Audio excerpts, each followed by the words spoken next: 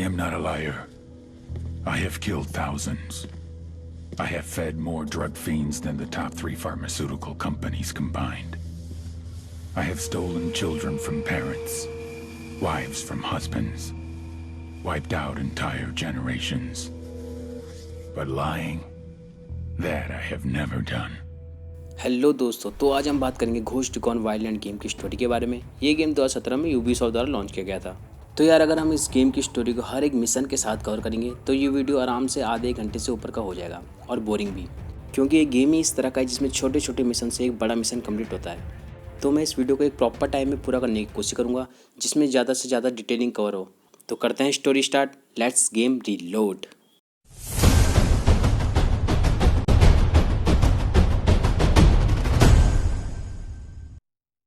Game की शुरुआत होती है 2019 बोलिविया में, जहां ड्रग्स और कोकेन की डीलिंग का धंधा अपने पीक पॉइंट पर होता है, जो कि सांता ब्लांका नाम की ऑर्गेनाइजेशन द्वारा चलाया जा रहा है, जिसे गेम में कार्टेल कहा गया है, और एल सियोनो नाम का व्यक्ति इस ऑर्गेनाइजेशन का हेड है। लास्ट वीक बोलिविया की यूएस एम्बेसी के बाहर एक बॉम्ब ब्लास्ट होता है जिसमें 2 मरीन एम्बेसी गार्ड घायल हो जाते हैं। इसके 2 दिन बाद ही एक CIA एजेंट गवर्नमेंट को कुछ डेड बॉडीज़ की इमेजेस प्रोवाइड करता है, जो कि DEA स्पेशल एजेंट रिकार्डो की होती है। रिकार्डो करीब 6 महीने से बोलिविया में कोकेन इंडस्ट्री की इन्वेस्टिगेशन कर रहा था। ऐसा माना जा रहा है कि बॉम्ब ब्लास्ट का मेन मोटिव रिकार्डो को मारना ही था, पर शायद यह नहीं हो पाया। रिकार्डो की बॉडी को देखकर ऐसा लगता है कि उसे काफ़ी टॉर्चर करके मारा गया है। अब ब्लास्ट की और रिकार्डो की डेथ का जिम्मेदार सांता ब्लांका ऑर्गेनाइजेशन को माना जा रहा है। शुरुआत में बोलिविया की गवर्नमेंट ने यूनिटेड नाम की एक स्पेशल फोर्स बनाई जो कि सांता ब्लांका कार्टेल के रोक लगा सके, पर इसमें काफ़ी हत्याएं हुई जिसमें पॉलिटिशियन, गवर्नमेंट के लोग भी शामिल थे। फिर बोलिविया प्रेसिडेंट ने सांता ब्लांका से डील कर ली कि वह उनके लोगों को नहीं मारे और गवर्नमेंट उन पर कोई कार्रवाई नहीं करेगी, जिसके बाद सांता ब्लांका ने बोलिविया को साउथ अमेरिका के सबसे बड़ा ड्रग डीलर बना दिया। अब सांता ब्लांका बोलिविया में एक बहुत ही बड़ी ऑर्गेनाइजेशन बन चुकी है और इसको रोकने का सिर्फ एक ही तरीका है, इसे पीस बाय पीस ख़त्म किया जाए। सांता ब्लांका ऑर्गेनाइजेशन 4 पार्ट में डिवाइड है, जिसमें फर्स्ट पार्ट है प्रोडक्शन, जिसे एल यायो नाम का एक बूढ़ा व्यक्ति संभालता है। दूसरा पार्ट है स्मगलिंग, जिसे नित्या फ्लोरेस नाम की एक महिला संभालती है। तीसरा है सिक्योरिटी, जिसे एल म्यूरो नाम का एक व्यक्ति संभालता है। और चौथा है इन्फ्लुएंस, जिसे एल कार्डेलर नाम का व्यक्ति संभालता है। अब 4 मैन की एक टीम सांता ब्लांका ऑर्गेनाइजेशन को ख़त्म करने के लिए निकलती है, जिसमें team leader and support gunner Nomad, vehicles and assault specialist Midas, hacker and technical engineer Holt, the sniper Weaver. इस मिशन में इनका मेन टारगेट एल सियोनो होता है, जो कि इस ऑर्गेनाइजेशन का हेड है, और इस ऑपरेशन का नाम होता है द किंग स्लेयर। और इन सब में टीम को लीड सेन्योरा बोमन द्वारा किया जाता है। फिर ये सब पैक कटारी से मिलते हैं, जो कटारी 26 फोर्सेस का लीडर होता है, और यह एकमात्र फोर्स है बोलिविया में जो सांता ब्लांका का विरोध करती है। पैक कटारी कहता है कि अगर घोस्ट टीम को उनका साथ चाहिए तो उन्हें अमारू को सेव करना होगा, जो कि उनके ग्रुप का एक अहम व्यक्ति है और एनिमी के कब्जे में है। अब टीम सांता ब्लांका के एक लेफ्टिनेंट को पकड़ती है, जिसके पास अमारू का पता होता है। वह बताता है कि अमारू को अल्टो फार्म नाम की जगह में रखा गया है। अब टीम एनिमी को एलिमिनेट कर अमारू को रेस्क्यू करती है। अब 2 नाम सामने आते हैं, यूरी और पोलितो, जो कि नर्स का काम करते थे। सांता ब्लांका ऑर्गेनाइजेशन ने इन्हें अपना पर्सनल मेडिकल स्टाफ बना दिया था, पर यूरी और पोलितो को रखने का मेन मकसद था लोगों को टॉर्चर करना, क्योंकि वह नर्स थे और ह्यूमन बॉडी के बारे में अच्छे से जानते थे, और माना जा रहा है कि रिकार्डो को भी इन्होंने ही टॉर्चर करके मार दिया था। इसके बाद टीम कुछ कार्टेल सप्लाई कॉन्वे को लूटती है और कुछ प्रिजनर को आज़ाद कराती है। अब टीम को यूरी और पोलितो के लोकेशन का पता चलता है। अब टीम लोकेशन पर पहुंचकर यूरी और पोलितो को ख़त्म कर देती है। अब नाम आता है एल यायो का, जो कि प्रोडक्शन फैक्ट्री का हेड है, जिसमें उसकी मदद उसका ग्रैंडसन एमिसारियो करता है। अब टीम एक कोकेन फैक्ट्री और एक कोकेन लैब में अटैक कर उसे डिस्ट्रॉय कर देती है। इन सब को देखते एमिसारियो काफ़ी परेशान हो जाता है और वह अब एक हॉस्पिटल को खाली करता है जहां वो अब कोकेन प्रोडक्शन करना चाहता है, पर टीम उसके इस प्लान को भी फेल कर देती है। अब टीम एमिसारियो को पकड़ने उसके विला में घुसती है, पर वह देखती है कि एमिसारियो ने खुद को फांसी लगा रखी है, क्योंकि उसे गिल्ट था कि उसकी देख रेख में इतना नुकसान हो गया है और अब एल सियोनो उसको नहीं छोड़ेगा, इसलिए उसने खुद को फांसी लगा दी थी। कार्जिटा, जो कि एक बिलियनियर है जिसके कनेक्शन सेलिब्रिटी और पॉलिटिशियन से हैं। अब कार्टिजा ने सांता ब्लांका से हाथ मिला लिया है, जिससे बोलिविया में करप्शन अपने चरम पर जा पहुंचा है। अब टीम कार्टिजा के कसिनो को डिस्ट्रॉय करती है और कार्टिजा को पकड़ लेती है। अब एक नाम आता है माद्रे कोका, जो कि एक कोकेन फार्म चलाती है। अब टीम माद्रे कोका को एलिमिनेट कर मिशन कंप्लीट करती है। अब नाम आता है एल सेरेब्रो का, जो कि किसी तरह का साइंटिस्ट है। उसने कुछ स्मॉल साइज की हाईटेक सबमरीन बनाई है जिससे वह ड्रग को बोलिविया से यूएस, मैक्सिको, अटलांटा हर जगह स्मगल करता है। और वह यह सब नित्या फ्लोरेस के अंडर में करता है, जो कि सांता ब्लांता ऑर्गेनाइजेशन में ड्रग स्मगलिंग की हेड है। अब टीम मिशन पॉइंट पर पहुंचकर 1 बाय 1 सारे सबमरीन को डिस्ट्रॉय करती है।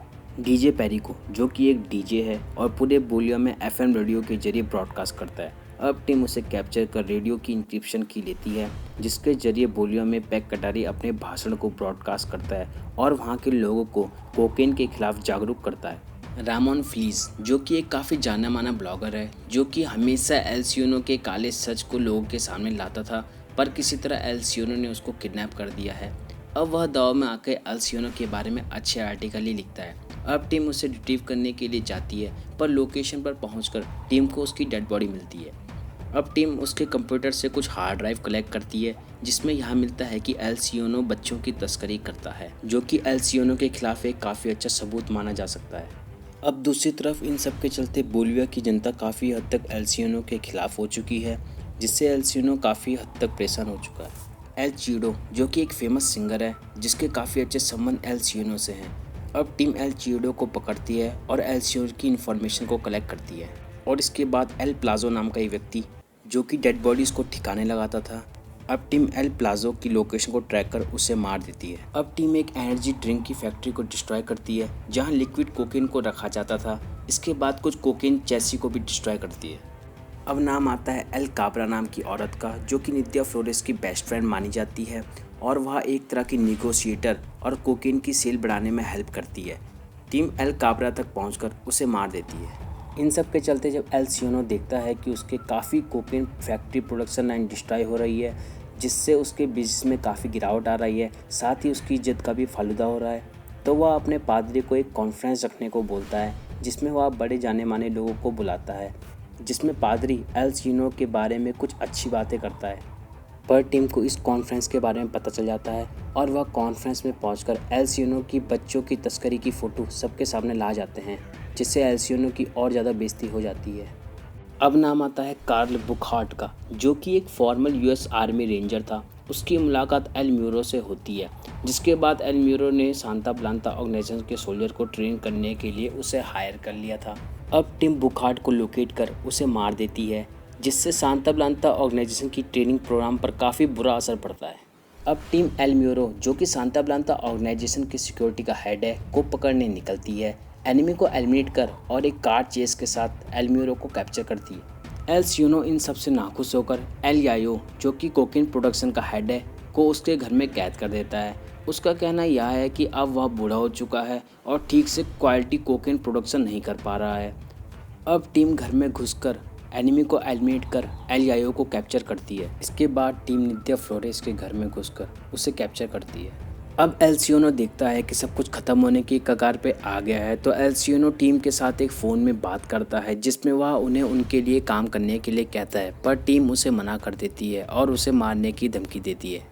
अब एल सियोनो टीम को बताता है कि असल में वे जिस कारण से यह मिशन चला रहे हैं, उन्हें उसका असली सच नहीं पता। फिर एल सियोनो टीम को एक वॉइस रिकॉर्डिंग सुनवाता है, जिसमें DIA एजेंट रिकी कन्फेस करता है कि असल में उसने ही अपनी यूएस एम्बेसी में बॉम्ब ब्लास्ट करवाया था, क्योंकि रिकी अपने मिशन से बहुत परेशान हो गया था, न केवल अपने अपराध के लिए बल्कि अपने सुपीरियर के ऑर्डर से भी, जो एल सियोनो के खिलाफ कोई एक्शन नहीं ले रहे थे और ना ही उसे लेने दे रहे थे।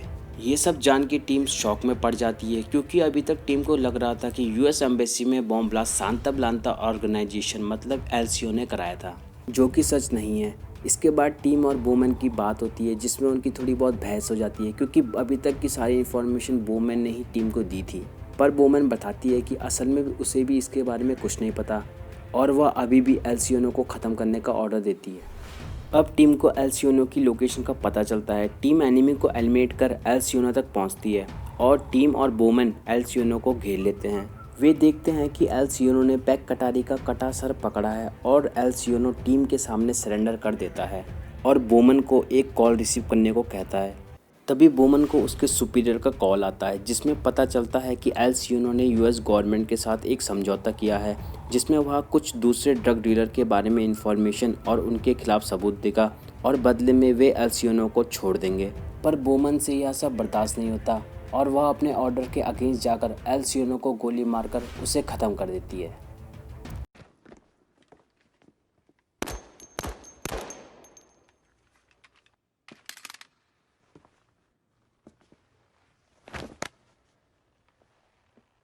और इस तरह गेम एंड होता है। तो दोस्तों, अगर ये वीडियो आपको पसंद आई है तो प्लीज़ लाइक और शेयर करें और ऐसे ही और कंटेंट के लिए चैनल को सब्सक्राइब करें। थैंक यू, फिर मिलते हैं, बाय।